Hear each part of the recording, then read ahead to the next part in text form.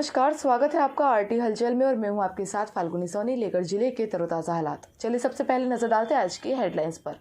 और चर्च में समाजजनों ने पूरी की तैयारियां। 25 दिसंबर को मनाया जाएगा क्रिसमस डे। अस्पताल में मरीजों को नहीं मिल रहे कंबल, रात में ठंड में सोने को है मजबूर। महापौर आरक्षण के बाद दावेदारी की लगी कतार, कांग्रेस बैठक में शामिल हुए दावेदार। शुगर के इंजेक्शन नहीं लगने से मरीज हो रहे हैं परेशान, स्टॉक में खत्म हुए इंजेक्शन। और अब गतिविधियां विस्तार के साथ। मेथोडिस्ट चर्च में क्रिसमस पर्व को लेकर तैयारियां पूरी कर ली है।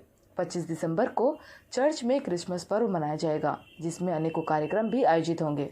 शनिवार स्थित चर्च में क्रिसमस पर्व को लेकर तैयारियां की जा रही है। 25 दिसंबर को चर्च में क्रिसमस पर्व मनाया जाएगा, अनेकों कार्यक्रम भी आयोजित होंगे। फादर सुरेश कुमार ने जानकारी देते हुए बताया कि क्रिसमस का पर्व 18 दिसंबर से मनाया जा रहा है, जो 25 दिसंबर तक मनाया जाएगा।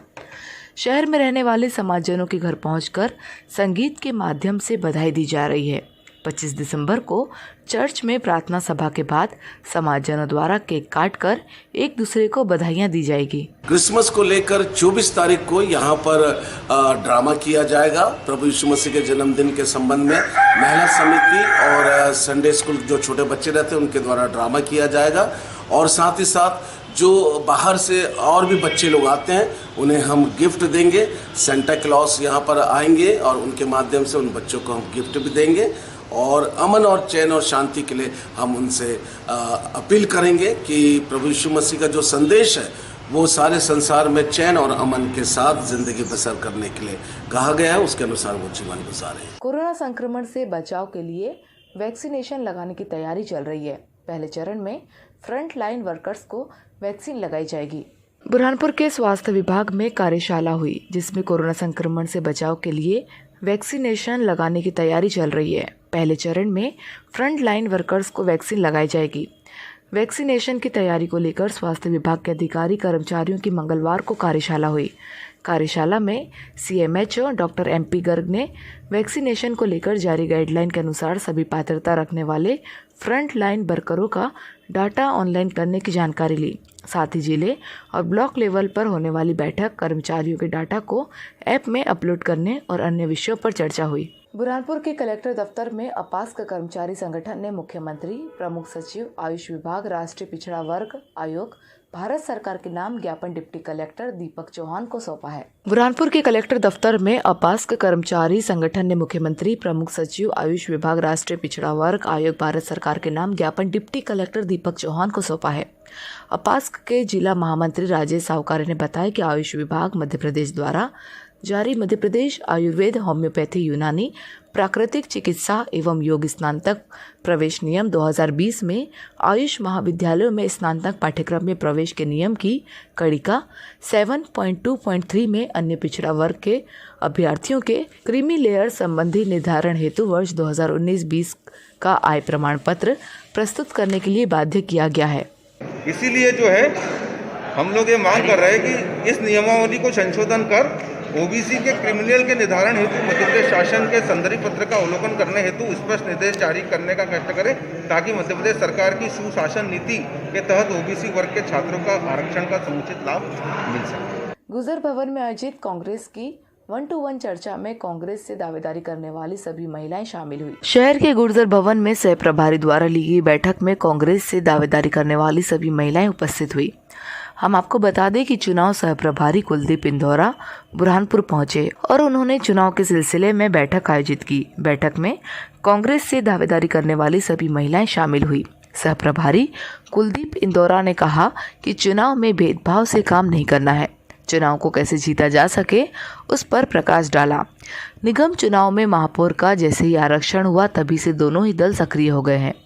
आबकारी विभाग ने ग्रामीण क्षेत्रों के अवैध हाथ भट्टी पर कार्यवाही करते हुए 43 लीटर हाथ भट्टी शराब और 460 किलो महुआ लहान जब्त किया। 2 आरोपियों को गिरफ्तार किया, लेकिन एक आरोपी भागने में सफल हो गया। आबकारी विभाग ने ग्रामीण क्षेत्रों के अवैध हाथ भट्टी शराब के ठिकाने दबिश देकर 43 लीटर हाथ भट्टी शराब और 460 किलो महुआ लहान जब्त किया।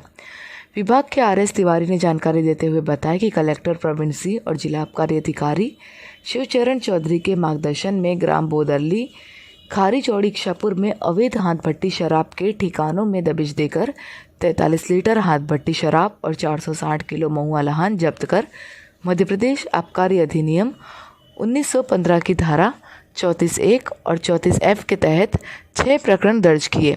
जब्त मदिरा का बाजार मूल्य करीब 29,450 रुपये है। कार्यवाही में 2 आरोपियों को गिरफ्तार किया गया है। आरोपी मौके से फरार हो गया। सटे हुए जंगलों से अवैध मदिरा परिवहन, निर्माण एवं विक्रय में प्रतिबंधात्मक कार्रवाई की गई, जिसमें 6 प्रकरण पंजीबद्ध किए गए एवं 2 आरोपियों को मौके पर गिरफ्तार किया गया एवं एक आरोपी वहां से फरार हो गया। उसकी जिला अस्पताल में शुगर के मरीजों को लगने वाले इंजेक्शन कई दिनों से खत्म हो गए हैं। मरीजों को इंजेक्शन नहीं लगने से परेशान हो रहे हैं। मध्य प्रदेश सरकार चाहे स्वास्थ्य सुविधाएं देने के नाम पर लाख दावे कर ले, लेकिन जमीनी हकीकत तो कुछ और ही बयां कर रही है। बुरहानपुर के सरकारी अस्पताल में शुगर के मरीजों को इंजेक्शन नहीं लग पा रहे हैं, जिस कारण मरीजों को परेशान होना पड़ रहा है। जब इस संबंध में सिविल सर्जन शकील अहमद खान से बात की तो उन्होंने भी यह कहते हुए अपना पल्ला झाड़ लिया कि हमने शासन को पत्र लिखकर इंजेक्शन की मांग की है, लेकिन अभी तक हमें नहीं मिल पाए हैं। जल्द ही आ जाएंगे, लेकिन अस्पताल में इंजेक्शन नहीं होने से शुगर के मरीज अस्पताल पहुंचकर बिना उपचार करवाए वापस घर लौट रहे हैं, जिन्हें काफ़ी परेशानियों का सामना करना पड़ रहा है। लेकिन जिम्मेदारों द्वारा इस और कोई ध्यान नहीं दिया जा रहा। हाँ, उपलब्ध नहीं है, ये बात सही है कि उपलब्ध नहीं है, क्योंकि हम लोगों ने डिमांड करी है लेकिन आने में देरी हो रही है। तो एक बार हम फिर से उसको कोशिश करते हैं, फिर से बुलाते हैं। जिला अस्पताल में मरीजों को चादर और कंबल नहीं दिए जा रहे हैं, जिस कारण मरीज परेशान हो रहे हैं। जिला अस्पताल में मरीज अपने घरों से चादरें और कंबल लाने को मजबूर है। जिम्मेदार अस्पताल प्रबंधन का इस और कोई ध्यान नहीं है। शीतलहर शुरू होने के बावजूद भी जिला अस्पताल में मरीजों को चादर और कंबल नहीं दिए जा रहे हैं, जिस कारण मरीज परेशान हो रहे हैं। जिला अस्पताल में उपचार करवाने आए मरीज ने बताया कि ठंड का समय होने के बावजूद भी अस्पताल के जिम्मेदारों द्वारा कंबल और चादर नहीं दिए जा रहे हैं, जिस कारण हमें अपने घर से ही लाने को मजबूर होना पड़ रहा है। कई मरीज ग्रामीण क्षेत्र के होने के कारण ठंड में ही परेशान हो रहे हैं, लेकिन जिम्मेदारों द्वारा कोई ध्यान नहीं दिया जा रहा।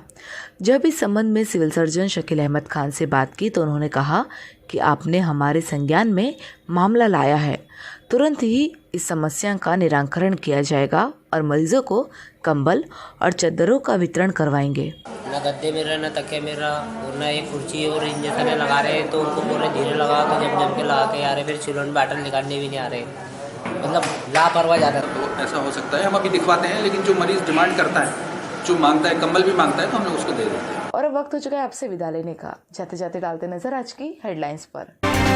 चर्च में समाजजनों ने पूरी की तैयारियां। 25 दिसंबर को मनाया जाएगा क्रिसमस डे। अस्पताल में मरीजों को नहीं मिल रहे कंबल, रात में ठंड में सोने को है मजबूर।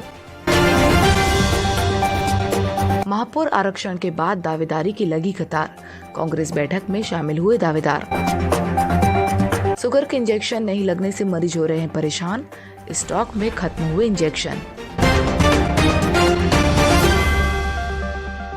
तो कल फिर होगी आपसे मुलाकात जिले की ताज़ा गतिविधियों के साथ। तब तक के लिए आरटी हलचल की पूरी टीम और मुझे दीजिए इजाजत। नमस्कार।